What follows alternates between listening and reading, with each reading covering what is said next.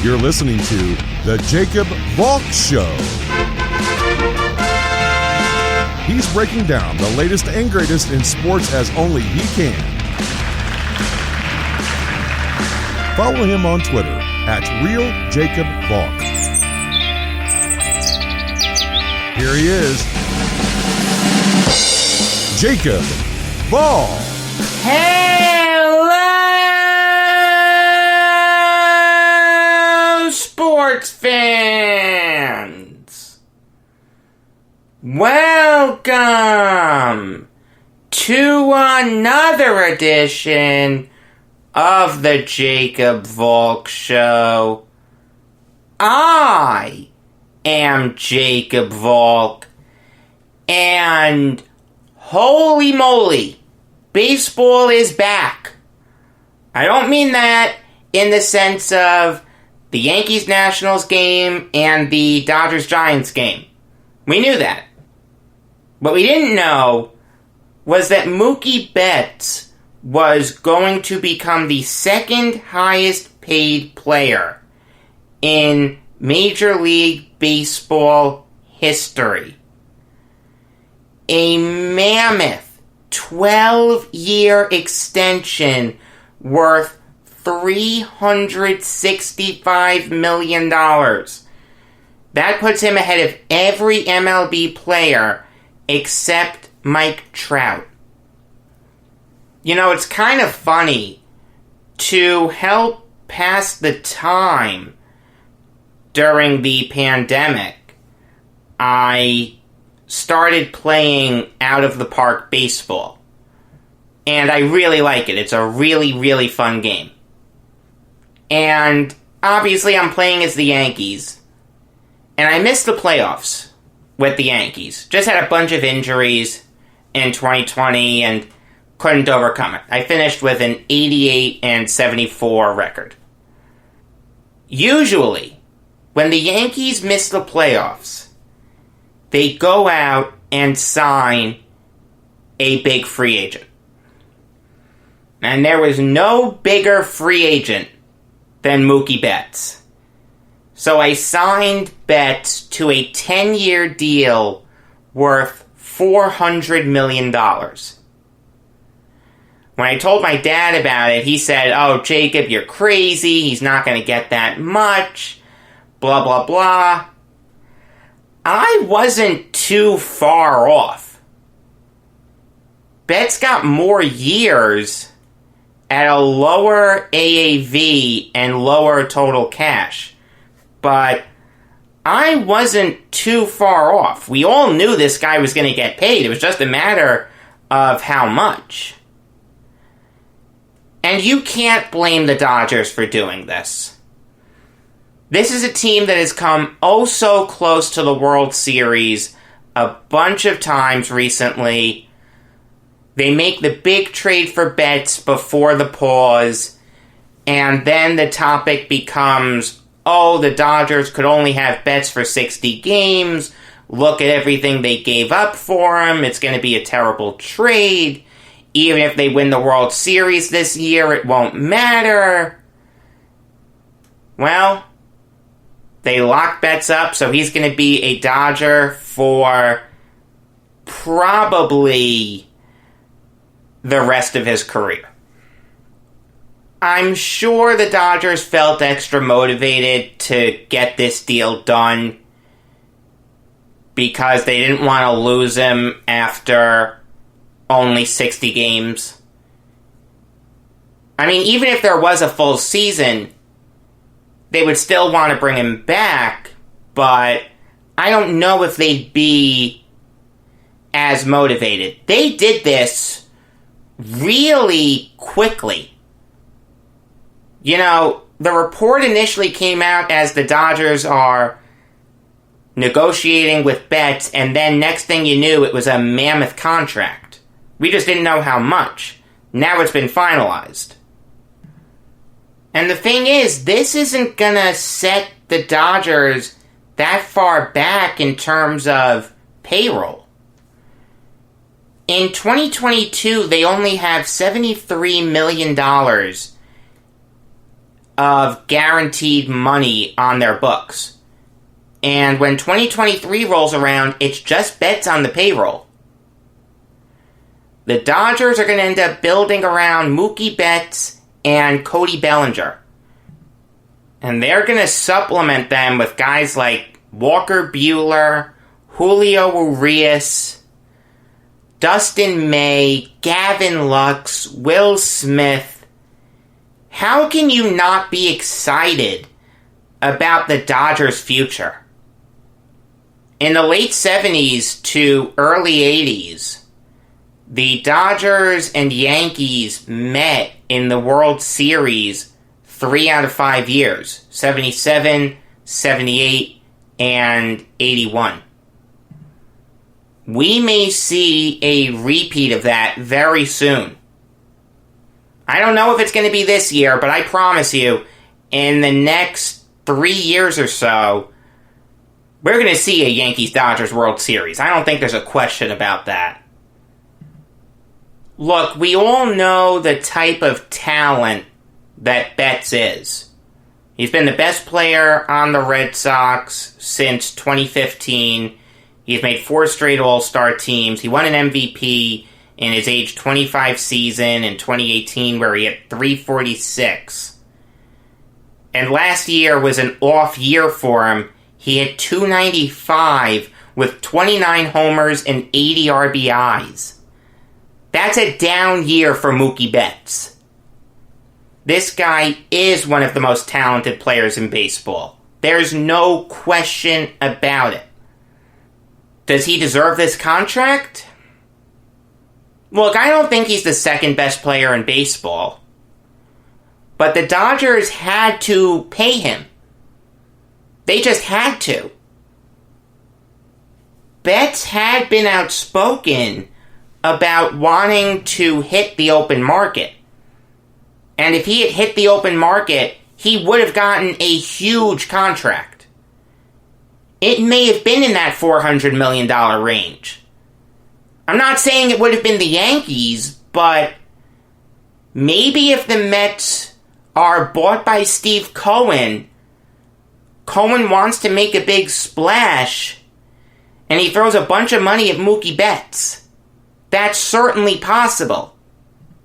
And one plus to this deal is, it's insanely backloaded. Betts is getting a $65 million signing bonus. So that's upfront. He gets that immediately. But the contract has $115 million in deferrals. This is a Bobby Bonilla type contract. I'm not saying it's going to end up like Bonilla, but the structure is similar. In 2021 and 2022, Betts is getting $17.5 million. I don't know what he's getting after that. There are no opt-outs. Interestingly enough, there's no trade clause. So it's technically possible that Betts could be traded at some point again, but that's a tough ask. To ask another team to take on that contract. The only team that would do it would be the Yankees. And look, the only reason I signed Betts was because they missed the playoffs and I just wanted to be aggressive. I don't think there's a snowball's chance in hell that Betts will ever be a Yankee. Even if he had hit free agency, I don't think the Yankees would have been interested. Their outfield is set with Tauchman, Hicks, and Judge. Maybe Andujar in there also. Gardner maybe. Frazier maybe. They also want to keep some room for Jason Dominguez.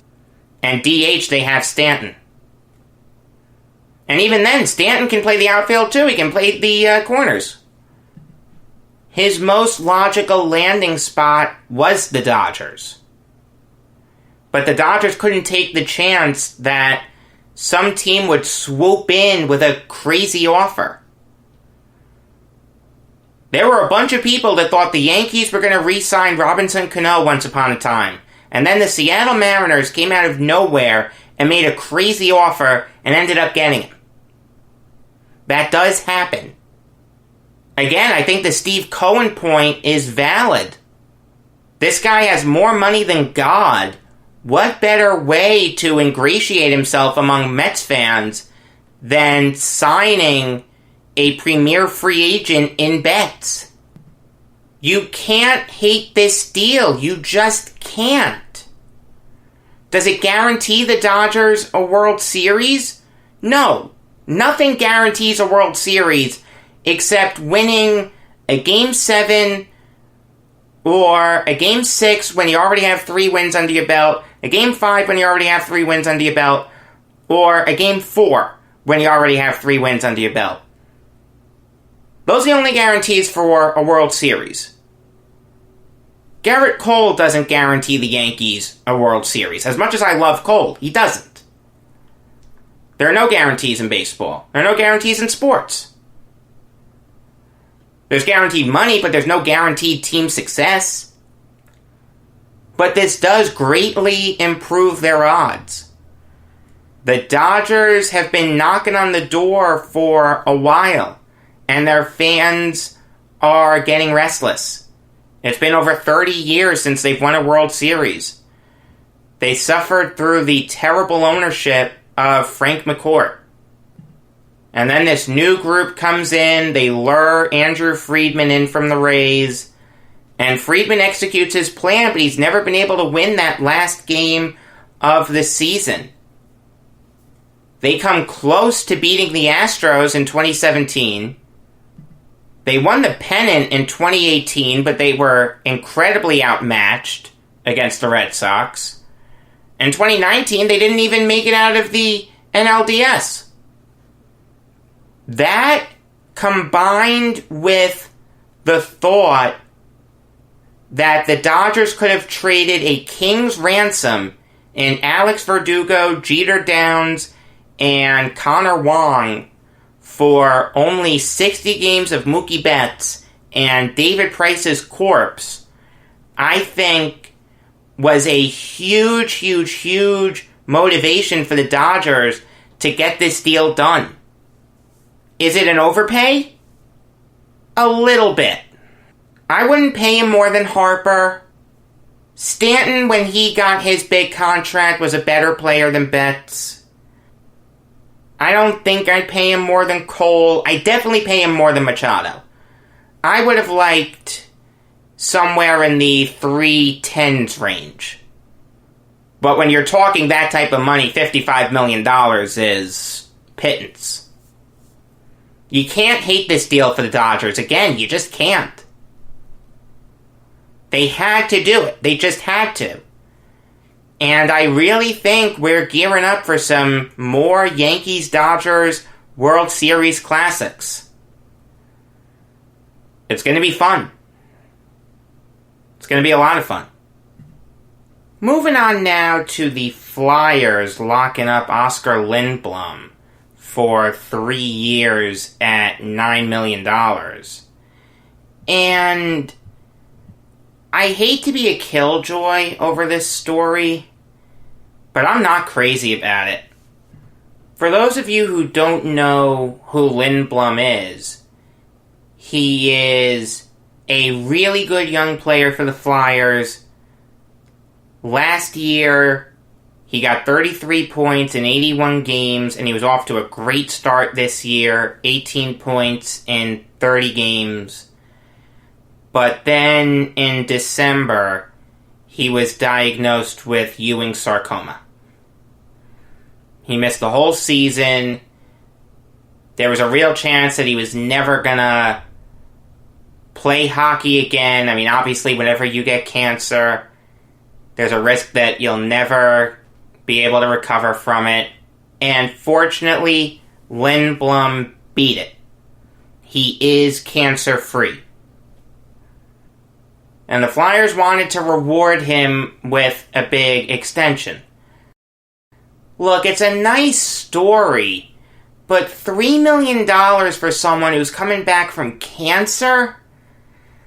That's just tough for me to justify.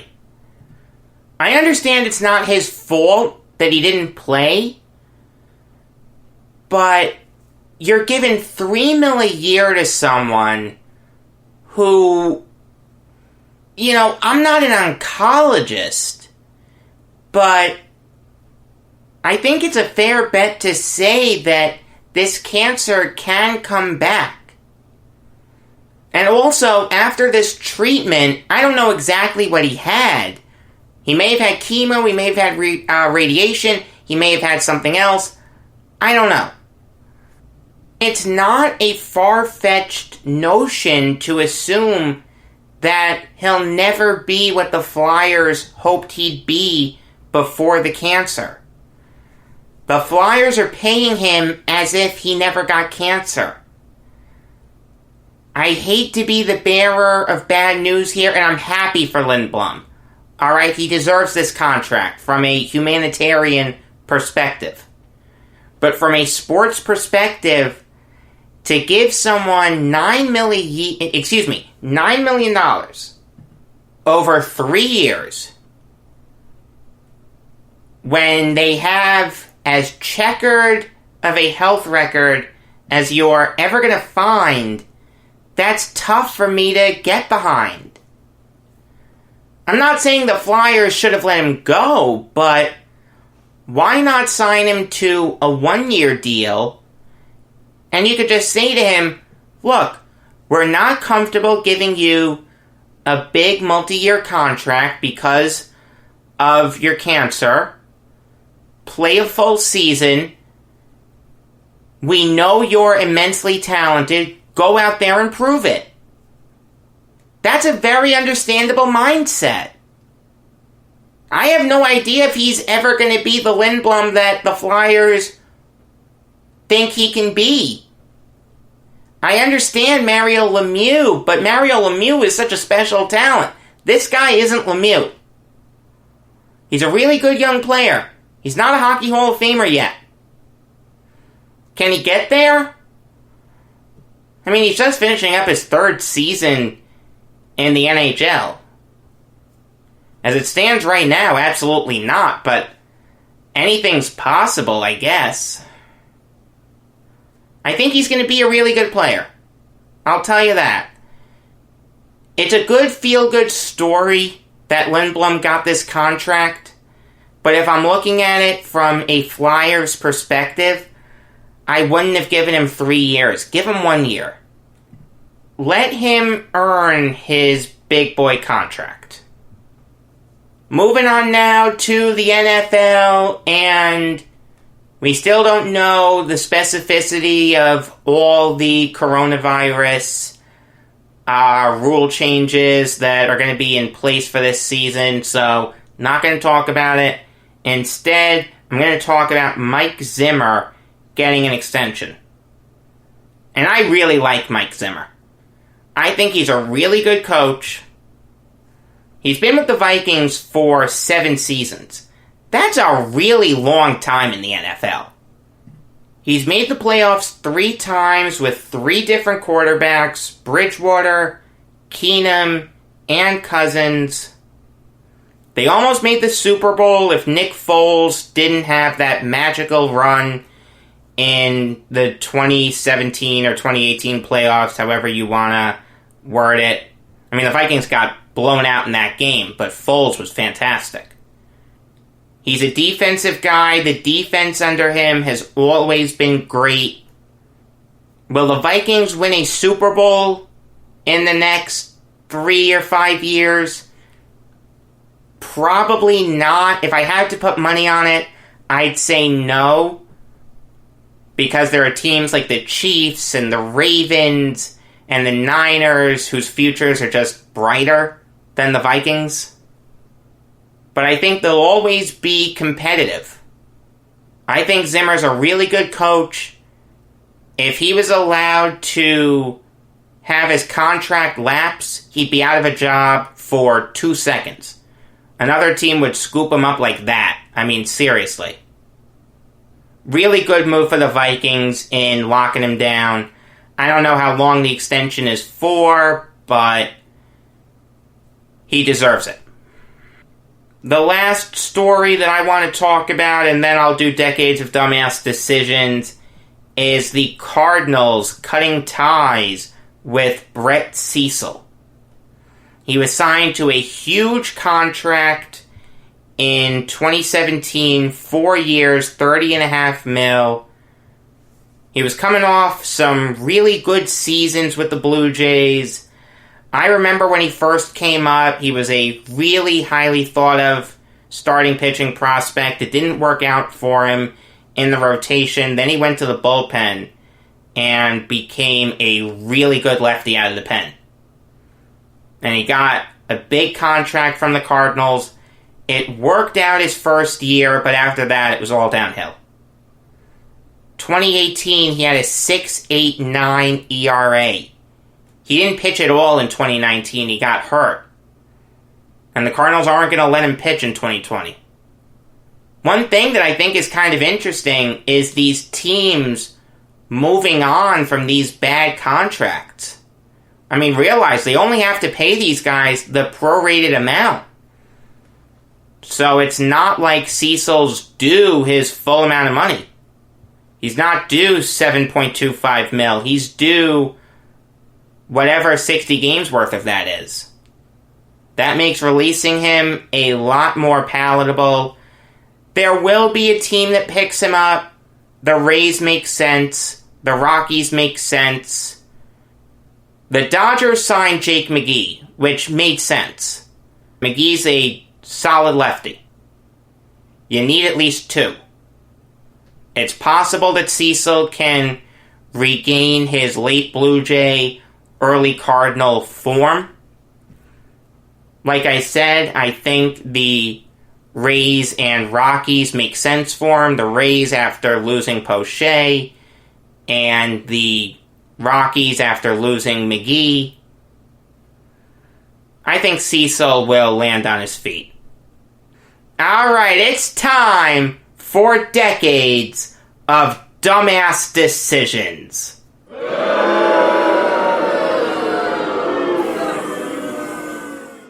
We're on where the 3-6 matchups would be if all the favorites advanced. And I'll start with the Yankees. It's Babe Ruth's caught stealing versus the 2003 World Series.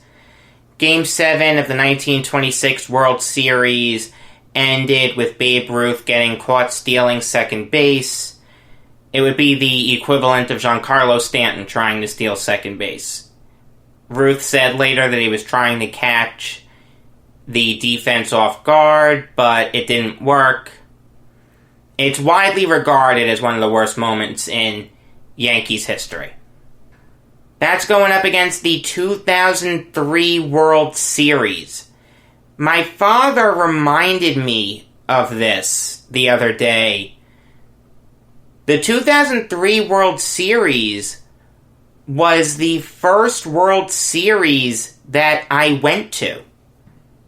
And right when he said that, it brought back a lot of memories that I had suppressed. So, thanks, Dad. I really needed that. I did go to Game 1 of the 2003 World Series. It was a game that the Yankees should have won. They had a bunch of really good opportunities. None better than the bottom of the third inning. Derek Jeter had just hit an RBI single. It was runners on the corners, 1 out. The game was tied at 1. Bernie Williams hit a fly ball to left field that Kareem Garcia couldn't score on. If memory serves, it was a shallow fly ball. Hideki Matsui was at the plate. This was Matsui's rookie year. What better way to ingratiate himself to Yankees fans than delivering a clutch hit in the World Series to give the Yankees the lead? Instead, he would never get that opportunity because Nick Johnson got picked off third base. And I remembered this as soon as the memory started flooding back. All the people booing and jeering Nick Johnson, and I was one of them. And to make matters worse, Matsui obviously led off the bottom of the fourth. He hit a single. Now, I'm not saying he would have hit a single in the bottom of the third, but it's a fair bet to say he would have. And that gives the Yankees the lead. There are a bunch of other opportunities. The bottom of the sixth, the Yankees knock Brad Penny out of the ball game. Dontrell Willis comes in out of the bullpen. It's 3-2 Marlins. Runner on first, one man out.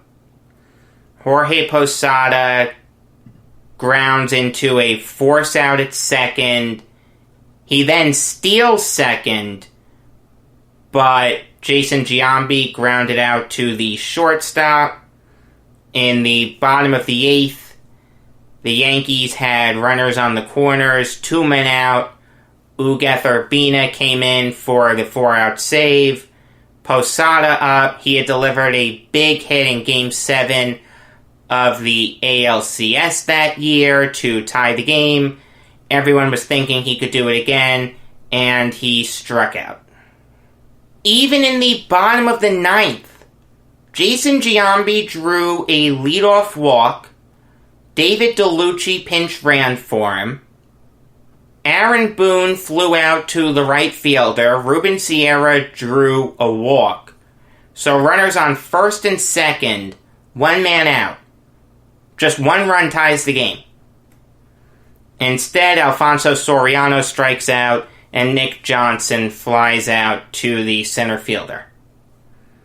And that set the tone for the series. They could never get a big hit.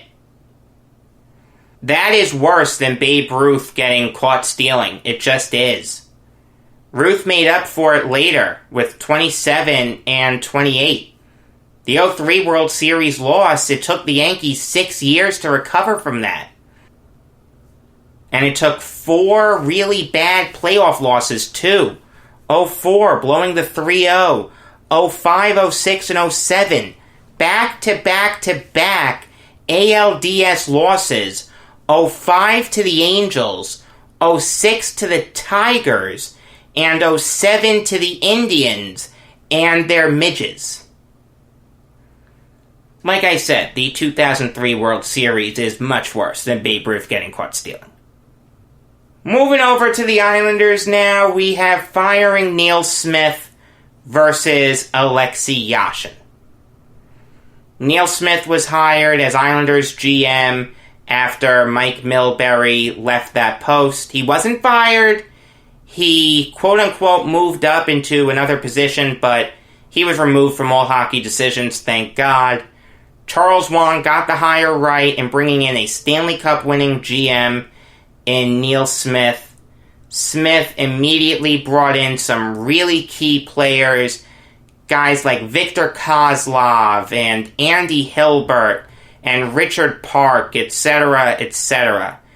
It set the Islanders up really well for the future. They would make the playoffs that year, but Neil Smith wouldn't be there to see it because he was fired a month later because he wouldn't be Charles Wang's puppet.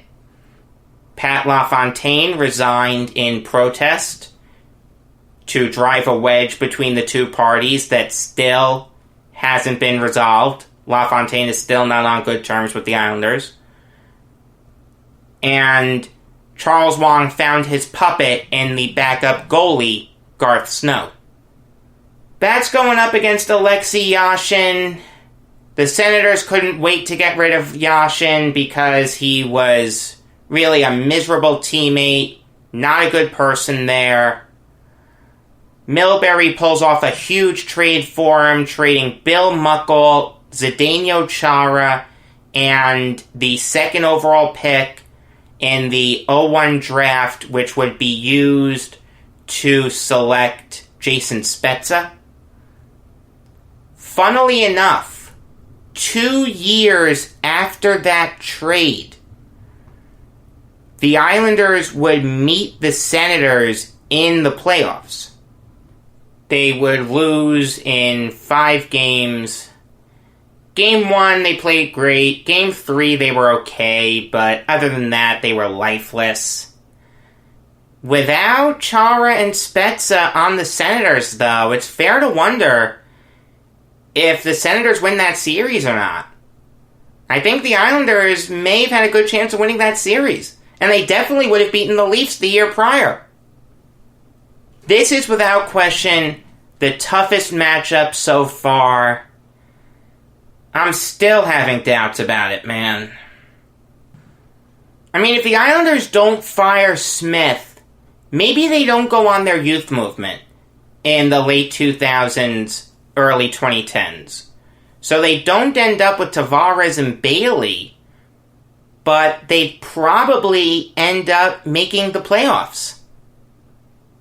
On the other hand, if the Islanders don't trade for Yashin, they probably beat the Leafs. It's possible that they could have beaten the Senators. They probably wouldn't have beaten the Lightning, but then again, Peter Laviolette may not have been fired. So it's possible. You gotta think about all these different things. I'm really having a tough time with this. And here's the other thing. Snow had some good moments with the Islanders. He picked Josh Bailey. He picked John Tavares. He made the trade for Barzal and Beauvillier. He made the trades for Boychuk and Leddy. He drafted Nelson. He drafted Lee. He drafted Pulock. He drafted Taves. He drafted Pelech. Snow was a good drafter. It just didn't result in any success with him as GM. They only won 1 playoff series with him as GM. And he was there for 12 seasons. Yashin was there for a lesser period of time, but he had less good moments. He had moments where he looked really good, but in the playoffs he just came up flat. That's what you wanted him to do. He was the best player on the team. He was the captain. Instead, he was dreadful. He was on the 4th line his last playoffs with the Islanders. The Islanders brought back a bunch of their alums in a game earlier this season. Yashin was one of them. There were mostly boos, but there were a few cheers. And I said to my dad, how can anyone cheer Yashin? The guy sitting in front of me turned to me and said, how can you not? And we went back and forth on it a little bit. And he's a nice guy, alright? I like him. Really good man. We just have a difference of opinion when it comes to hockey. That's all it is. But we're both Islander fans. So that's all that matters. What set the Islanders back more? Snow for Smith? Or Yashin for Chara and Spezza? Ultimately, the current core of the Islanders, and they've been successful recently. I rattled them off before. Those were Snow guys. And even Sorokin was drafted by Snow. Say what you want about Snow, but he actually drafted pretty well. And with the exception of Nino Niederreiter, who had to be traded, at the time it was the right decision. He's developed them. And they've turned into solid players. And in some cases, great players, like Barzal and Tavares. Alexei Yashin had less good moments with the Islanders. When they needed him, he laid an egg. He had to be the best player on the team if the Islanders were going to be successful. And in countless big games, he disappeared. It's really close. It's 51-49. But I'm going to say that Yashin's worse. Moving on now to the Jets. We have John Idzik versus Week 16 of 2011, Idzik was GM of the Jets for only 2 seasons, but he was without question one of the worst GMs in NFL history. He set the Jets back a lot. This is the guy who traded Revis, drafted D. Milliner, drafted Geno Smith. He had the Idzik 12. None of them became superstars. Enunwa was really good, but he was never great. Didn't sign a single cornerback in free agency. Him and Rex Ryan clashed like crazy. It led to some terrible games in his last season. The shutout against the Chargers. The game against the Bills where they give up 43 points. Kyle Orton looks like the second coming of Jim Kelly. Sammy Watkins waltzing into the end zone and stopped before he can get there by Salim Hakeem, a wide receiver who was forced to play defense because the Jets were so short-handed on the secondary. The game in Detroit, that was a Bills home game. The Bills destroy the Jets 38-3 in an abysmal loss. Actually, a funny story about that Chargers game, and I just remembered it.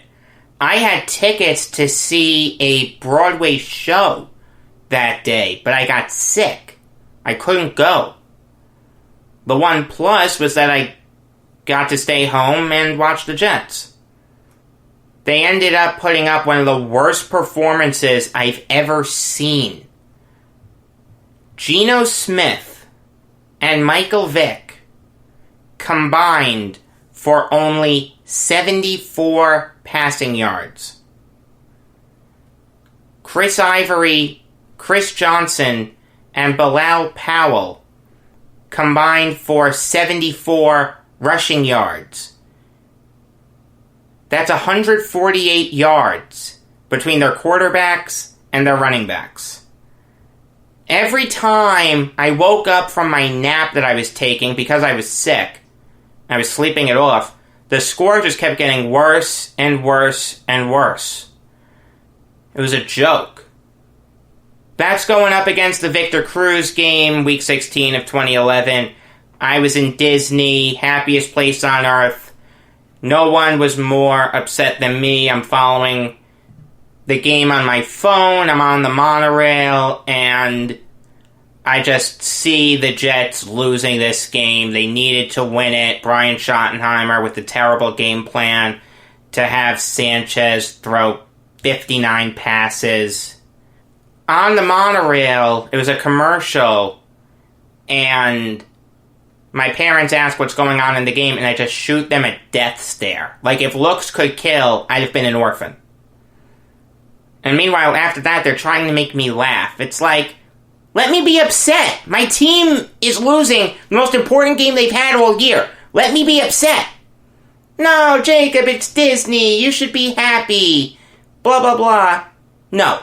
There was no being happy for me after that. Funnily enough, the Jets actually had an opportunity to make the playoffs the week after, but they needed a million things to happen.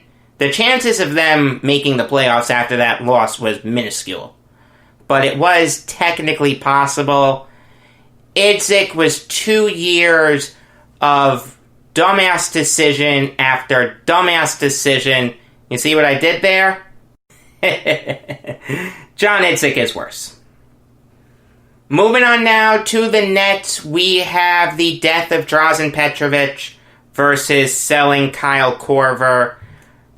The Nets steal Petrovic from the Blazers in a 3-team trade, and in Petrovic's 2 full seasons with the Nets, he puts up over 20 points a game, shoots over 50% from the field, over 44% from beyond the arc. He's emerging as one of the best players in the NBA, and then his life is tragically cut short in a fatal car accident. it set the Nets back until, realistically, 2002. So, that death set the Nets back 9 years. And selling Kyle Korver, one of the best three-point shooters in the NBA, he gets sold for cash that would be used to fix a parking lot, buy a new copy machine that could also send faxes, or maybe it was a fax machine that could also make copies. Either way, it's a great bang for your buck. I mean, it's a 2-in-1 machine. Of course you would trade a great sharpshooter for that. Oh, God. Unreal. See, no one would remember it if Korver didn't become anything, but since he became something, it's one of the stupidest decisions in Nets history. And they also funded their summer league team with that cash. But Korver was nowhere near as good as Petrovic. I'm not trying to take anything away from Korver, but Korver was really a one-trick pony. Petrovic could do everything. His death is much worse. One final thing on Petrovic before I do the outro. My parents and I were going to go to northern Italy over the summer, so it was actually going to be last month. And we were going to stay in Venice for part of it. We were planning on doing a day trip to Zagreb, Croatia, so I could see the Drazen Petrovic Museum there. Unfortunately, though, the coronavirus happened, and that threw a monkey wrench into everyone's plans, but I'll get there soon enough. Tomorrow, I'm going to recap the 2 MLB games. Baseball is back. We did it. We survived. Oh, it's been a long time coming, but I finally get to see Gerrit Cole pitch a meaningful game in pinstripes. It's going to be so much fun. Until tomorrow, I am Jacob Valk saying that Stan Musial could hit 300 with a fountain pen.